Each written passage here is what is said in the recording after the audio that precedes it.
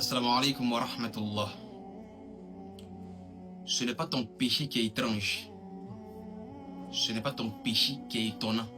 Non. Le fait que nous commettons des péchés, nous désobéissons à Allah, c'est pas ça qui est étonnant aux yeux d'Allah.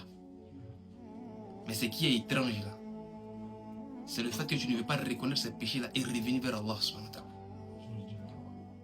Tu sais pourquoi ces péchés-là ne sont pas étranges? Parce que tu n'es ni un prophète, tu n'es ni un ange. Parce que ce sont les prophètes et les anges qui ne commettent pas de péchés. Les anges là, ils ont été créés spécialement pour obéir aux ordres d'Allah. Donc c'est lorsqu'un ange commet un péché, nous on peut s'étonner pour dire aïe, j'ai jamais vu comment un ange peut commettre un péché. Tu vois un peu, c'est impossible en fait. Donc le fait que toi tu commettes un péché là, ce n'est pas étonnant parce que tu es un humain. Voilà, tu fais partie en fait des humains. Et l'être humain, n'est-ce pas, la chose qui fait qu'il commet des péchés, c'est Allah qui a mis cette chose là en lui. C'est pourquoi lorsque tu commets un péché, Allah ne se met pas automatiquement en colère contre toi. Il observe ta réaction après le péché parce qu'il t'a donné une alternative en fait de revenir vers lui. Donc, après avoir fini de commettre le péché là, Allah ne te blâme pas. Mais quelle est ta réaction après le péché? C'est lorsque tu refuses de te repentir là. C'est ce qui est étrange. On dit mais aïe, certes, tu as commis le péché. Mais Allah te donne une opportunité pour venir vers lui et tu refuses. C'est la partie là qui est étrange là. Parce qu'Allah dit dans le Coran al-Karim, La taqanatu min rahmatillah. Il ne désespère pas de ma miséricorde. Et toi tu désespères. C'est comme une personne qui est en prison. Il a été emprisonné. Maintenant un jour on décide de le libérer. On dit ah bon aujourd'hui on te libère, sors. Il dit non il sort pas, puis il reste emprisonné. C'est comment ça? Tu vois un peu non? Donc c'est le fait qu'on refuse de se repentir là. C'est ce qui est étrange. Et c'est ce que le shaitan Iblis n'a pas reconnu en fait au départ.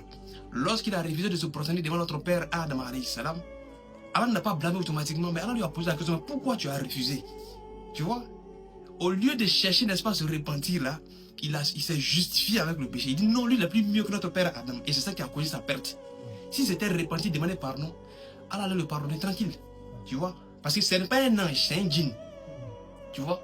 Alors que notre père Adam alayhi salam, lorsqu'il a transgressé aux lois d'Allah, et que Allah lui a demandé pourquoi tu as fait ça, il n'a pas cherché à se justifier.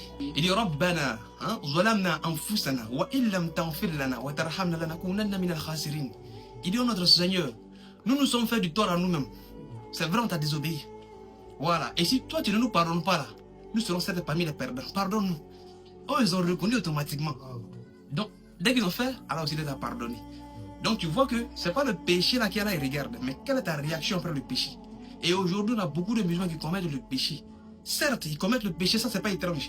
Mais le problème avec eux, c'est le fait qu'ils refusent de se repentir. Et c'est ce qui cause la perte en fait. Alors, quand tu commets un péché et que tu persistes dans